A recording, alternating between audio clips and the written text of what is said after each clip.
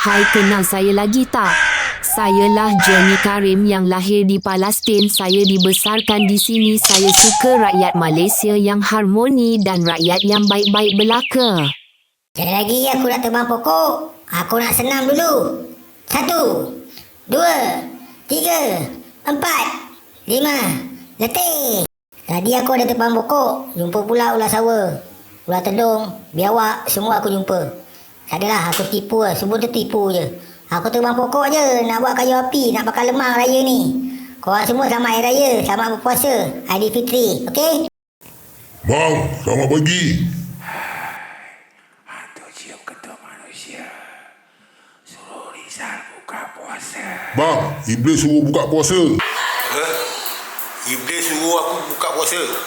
Iblis suruh aku buka puasa. Kau lah buka. Kau suruh orang buka puasa. Kau hantu buka puasa. Dah, kau halau Iblis tu keluar. Aku nak semayang je. Oi, mana? Malas aku nak layan.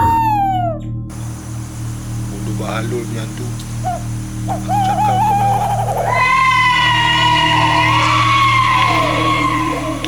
Tadi, Pontianak dah mengilai. Aku takut bang Pontianak.